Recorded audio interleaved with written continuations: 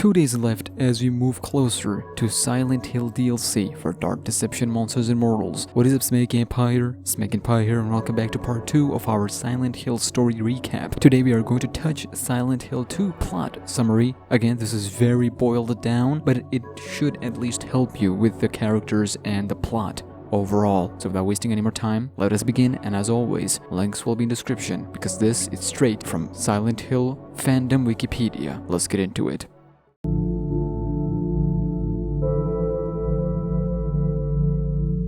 Now, before we get to the plot itself, it is to be noted that this game does not focus much on the characters and plot. From the first Silent Hill game, Silent Hill 2 takes place in the series' namesake town, located in the northeastern United States. Silent Hill 2 is set in another area of the town and explores some of Silent Hill's backstory. The town draws upon the psyche of its visitors and ultimately forms alternative versions of the town, which differs depending on the character, like I mentioned in the last video. In my restless dreams, I see that town, Silent Hill. The concept behind the town was a small rural town in America to make setting more realistic. Now let's get to the story. I got a letter. The name on the envelope said Mary,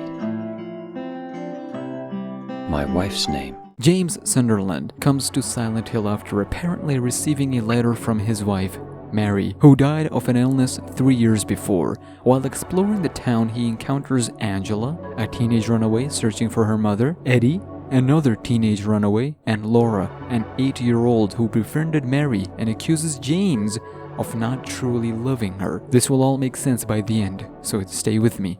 James searches a local park where he meets Maria, who strongly resembles his wife, Mary, but has a much more aggressive personality. Maria claims that she has never met or even seen Mary, and because she is frightened by the monsters, James allows her to follow him. Following Laura to a hospital and searching for her there at Maria's insistence, James and Maria are ambushed by the monster, Pyramid Head, and Maria is killed while James escapes. James resolves to search the hotel that he and Mary stayed at during their vacation. On the way, James finds Maria is alive and unharmed in a locked room. She claims ignorance of their previous encounter and discusses elements of James and Mary's past that only Mary would know. James, honey, did something happen to you?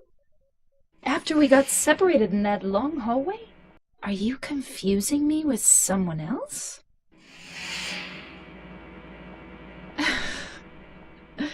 You were always so forgetful. James sets off to find a way to free Maria, but returns to find her dead again. Maria?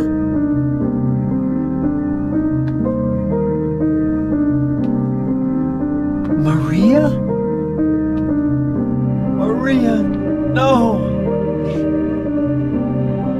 What happened to you?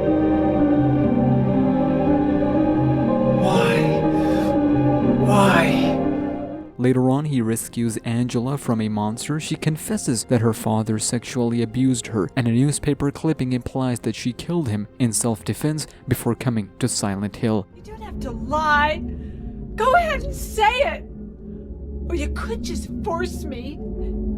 Beat me up like he always did. You only care about yourself anyway. You disgusting pig. He also confronts Eddie, who admits to maiming a bully and killing a dog before fleeing to Silent Hill. When Eddie attacks him, however, James kills him in self-defense. Eddie? I killed a human being.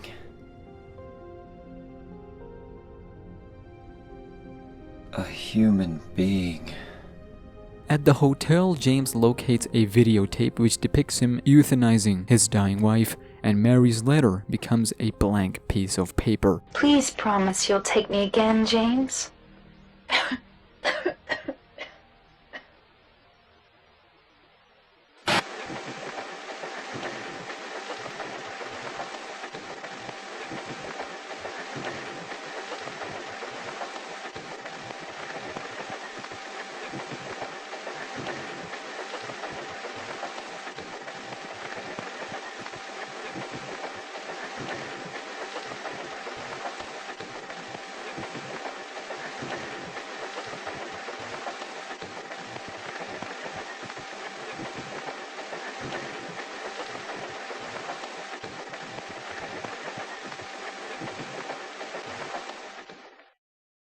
Another room, a final meeting with Angela sees her giving up on her life, unable to cope with her trauma. She walks into a fire and is not seen again. It's hot as hell in here. You see it too. For me, it's always like this.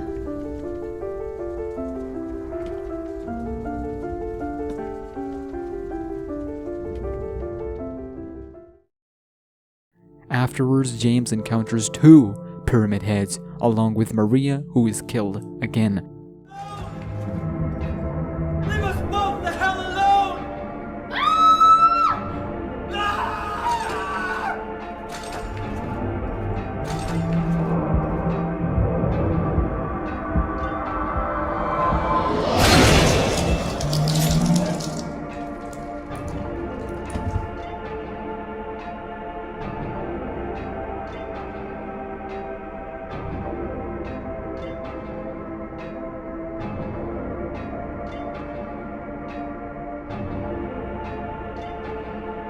I was weak. That's why I needed you. Needed someone to punish me for my sins. But that's all over now. I know the truth. Now it's time to end this.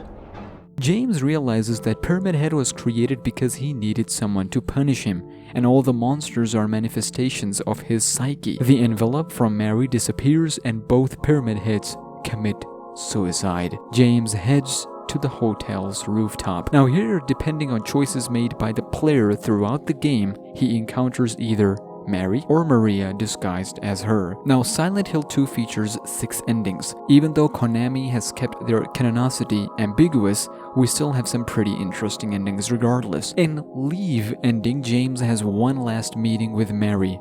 He reads her letter and leaves the town with Laura. Forgive me.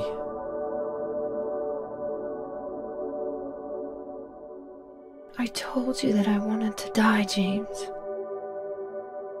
I wanted the pain to end. James. Please. Please do something for me.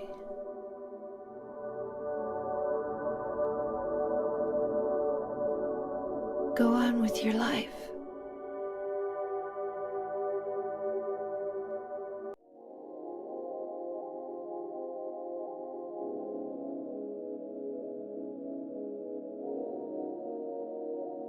In the water ending, we see James commit suicide by driving his car off a cliff.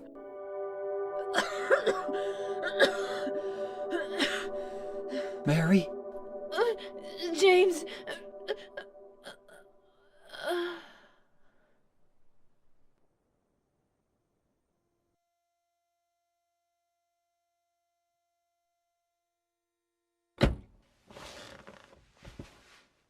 Now I understand the real reason I came to this town. I wonder, what was I afraid of? Without you, Mary, I've got nothing.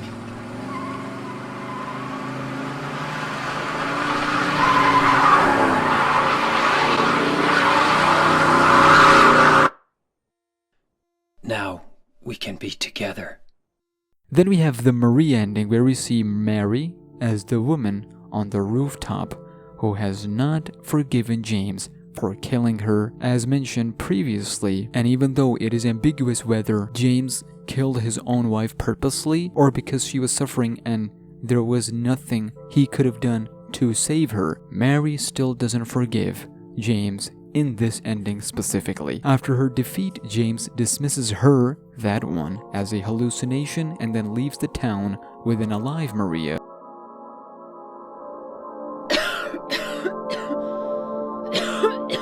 You'd better do something about that cough. Who briefly coughs, suggesting that she will become sick just like Mary did, and the cycle will unfortunately repeat.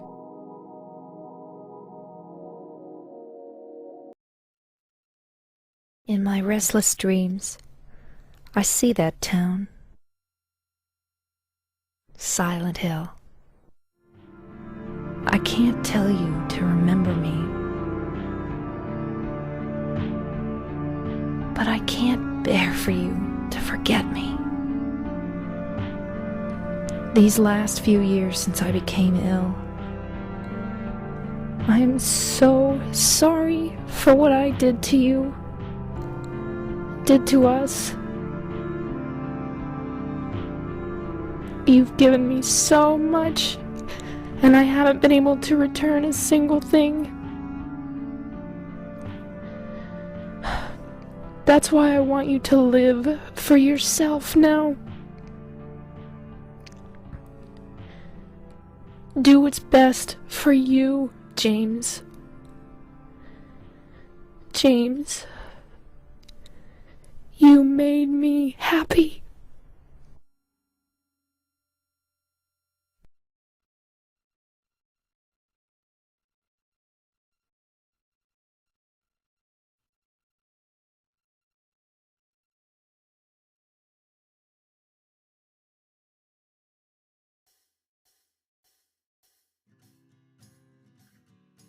And there you have it. This was a very boiled down plot of Silent Hill 2. In here, James, who you control, overcome by all sorts of emotions that he felt in his life after his wife became sick, the time he spent with her, and those last days led him to come back here in the town of Silent Hill. All the emotions that he felt, all his psyche manifested into the monsters that he encounters during the events of the game. The main point here is, in the story, it is revealed that Mary's sickness, James' wife, has taken an incredible toll on James. His desire that was not fulfilled by his wife because of, obviously, her sickness. He feels like his young days has been taken away by his dying wife. And heck, many players believe that James killed his wife because of selfishness. He sees her as a drag in his life. And many players believe that James did the right thing by ending her suffering. Story elements like this is what makes Silent Hill 2 one of the best, if not the best, psychological horror game of all time, with Pyramid Head cementing himself as one of the scariest and terrifying monsters in the entirety of horror genre. Many characters, many enemies, such as nurses for example, are manifestation of his sexual desires that he wanted from his wife that he never got, and he couldn't do it with someone else because of his own marriage. This game is deep. It goes into areas that not many developers back then would go towards, and I am glad it did, because then it opened many doors for many other stories that we now appreciate. And ladies and gentlemen, that would do it. That was a boiled down Silent Hill 2 summary. I hope you guys got something, and I hope you guys understood why Silent Hill is considered one of the best psychological horror games of all time. Even if it's not your cup of coffee or tea, at least you can understand why many people would love and be obsessed with this franchise. I'm included, by the way. And now we have just only one game left, so make sure you stay tuned, and tomorrow we will end this trilogy with Heather's Mason. The day after that, Silent Hill DLC is all ours. Subscribe right now to get to 75k, and I'll see you in the next video.